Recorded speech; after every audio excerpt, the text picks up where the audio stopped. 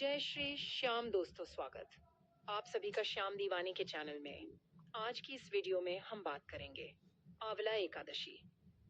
कब है जिसे रंग भरी एकादशी भी कहा जाता है, जो कि फाल्गुन मास के शुक्ल पक्ष की एकादशी है और ये 11/4 बड़ी एकादशी में से एक एकादशी है।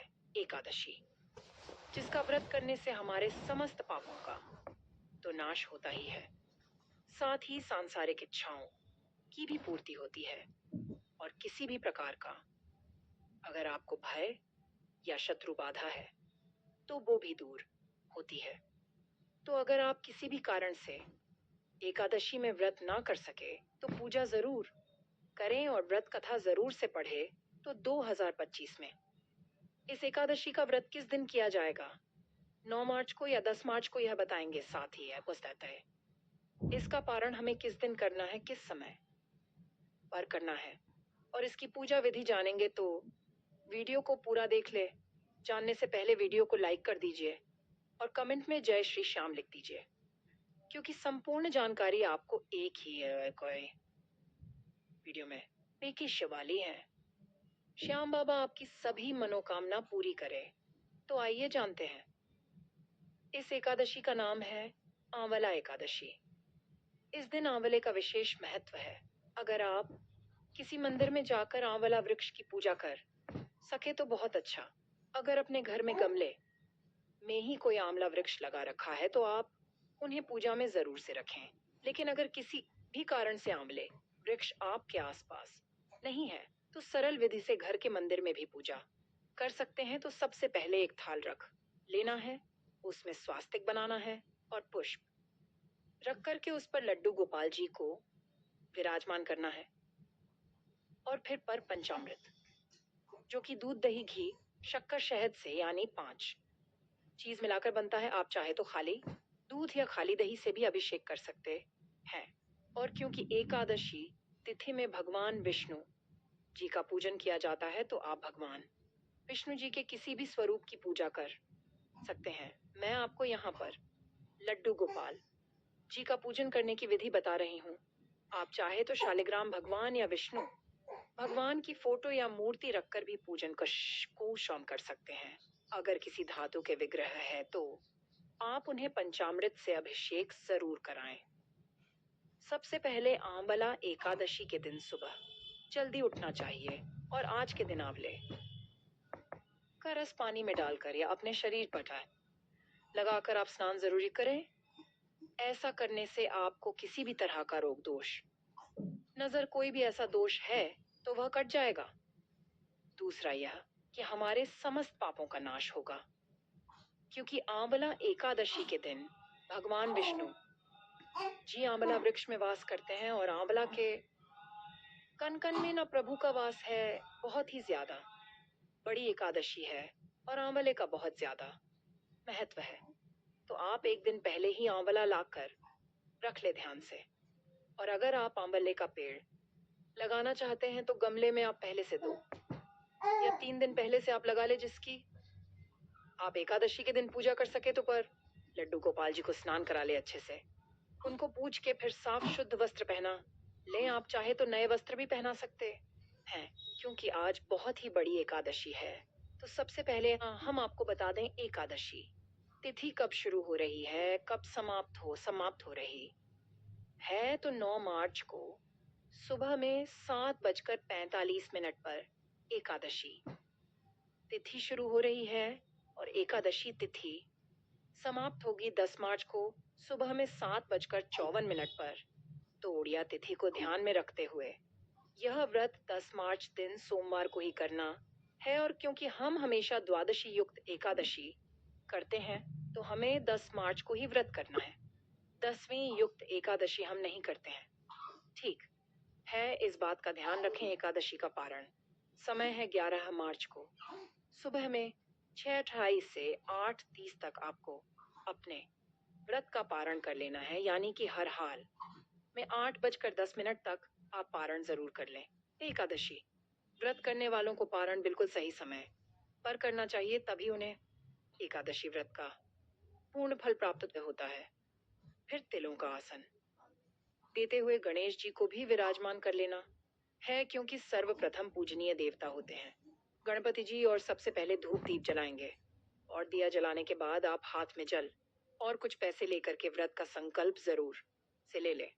इसके बाद पूजन शुरू करेंगे तो सबसे पहले गणपति जी को चंदन से रोली से तिलक करेंगे, तिल चढ़ाएंगे, फिर गणेश जी को जनेऊ अर्पित कर देंगे। आप चाहे तो लाल गुलाब या लाल गुड़हल का पुष्प जरूर चढ़ाएं। इसके बाद लड्डू गोपाल जी को भी पुष्प अर्पित करेंगे और रोली चंदन से तिलक कर दे प्रभु को। और जो लोग भी नया व्रत शुरू करना चाहते हैं, एकादशी का पहली बार आंवला की एकादशी से व्रत शुरू कर सकते हैं, क्योंकि यह फाल्गुन मास के शुक्ल पक्ष की एकादशी है और यह 4 बड़ी एकादशी में से एक मानी जाती है। तो अगर आप व्रत की शुरू करने की सोच रहे हैं तो जरूर से आप कर ले। व्रत के नियम दशमी के दिन से ही शुरू हो जाते हैं। इस दिन से आपको किसी भी तरह का मांसाहार, अंडा, प्याज, लहसुन, चावल, कटहल, शराब, सिगरेट, मसूर की दाल, इन चीजों का सेवन नहीं करना चाहिए, ठीक है? और पूर्ण रूप से ब्रह्मचर्य का पालन करना चाहिए। और अगर आज के दिन आप आंवला वृक्ष की 108 परिक्रमा करते हैं तो बहुत अच्छा होता है।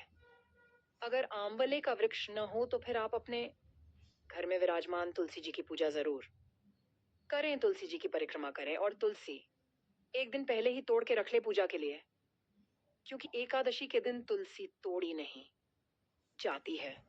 और क्योंकि इस रंग भरी एकादशी भी कहा जाता है, तो आज के दिन आप ठाकुर जी को या भगवान विष्णु जी को गुलाल जरूर से अर्पित करें। एक पुष्प में गुलाल लेकर प्रभु को अर्पित करें और ध्यान रखें, आज की एकादशी में भगवान को कबीर गुलाल अर्पित जरूर से करें। गणपति जी को लड्डू गोपाल जी के गालों पर भी आप गुलाल लगा सकते हैं। इसके बाद जो व्रत कथा की पुस्तक होती है उन पर भी तिलक कर लेंगे, तिल चढ़ा देंगे और पूजा में रखेंगे। इसके बाद भोग अर्पित करेंगे तो सबसे पहले मीठे का भोग लगाएंगे। इसमें बताशय का भोग भी लगा सकते हैं। साथ ही आज के दिन आंवले का भोग आपको जरूर लगाना है। तो आंवला आप एक दिन पहले ही लाकर रख ले। इसके अलावा जो भी मौसमी फल है उनको भी अर्पित कर दे। आप मौसम वाले फल जैसे संतरा, अंगूर जो मिल जाए उसका भोग लगा सकते हैं। इसके अलावा आप दूध या दूध से बनी मिठाई का भोग भी लगा सकते हैं। और शाम के समय हो सके तो मखाने की खीर का भोग जरूर लगाए। सारे ही भोग में तुलसी याद से डाल दे। फिर एक लोटे में हमने जल रख लेना है। और एकादशी या द्वादशी के दिन आप आंवले का दान जरूर से करें। आंवले का दान स्वर्ण दान के बराबर माना गया है, तो आप यह कार्य जरूर से करें। इसके बाद हाथ में तिल और पुष्प लेकर आंवला एकादशी का महत्व व्रत कथा आपको जरूर से करनी है। और इसके बाद हाथ में जो तिल और पुष्प लिए हैं वह भगवान को अर्पित कर देंगे। फिर भगवान की आरती करें, लौंग कपूर की आरती कर सकते हैं। आप चाहे तो घी के दीपक से भी कर सकते हैं। और क्योंकि बहुत बड़ी एकादशी है तो आज के दिन आप अखंड ज्योत जरूर जलाएं।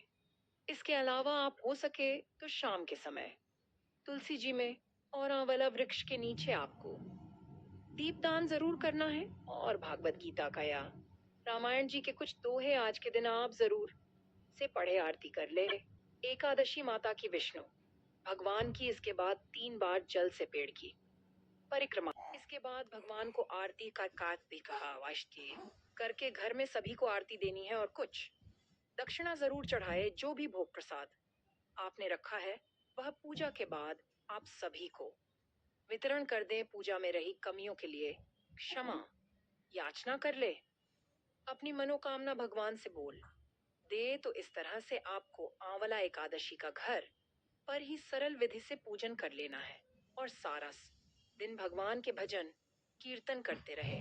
रात्रे जागरण करें, कीर्तन करें। नाम जब आपको ज्यादा से ज्यादा करना है। किसी से झगड़ा लड़ाई करने का माहौल न रखें घर में। किसी को अपशब्द ना कहे, किसी को मानसिक या शारीरिक कष्ट ना पहुंचे। तो आज की वीडियो में हमने आपको आंवला एकादशी की सरल पूजा विधि की आपको जानकारी दी है। अगर आप सभी को इस वीडियो में दी गई जानकारी महत्वपूर्ण लगी हो और कर्म धर्म और ज्ञान की बातों के बारे में जानना चाहते हैं तो चैनल को सब्सक्राइब कर लीजिए और वीडियो को आगे भी शेयर कर दीजिए। मिलते हैं आगे ऐसे ही नई वीडियो और नई जानकारी के साथ। जय श्री श्यामल।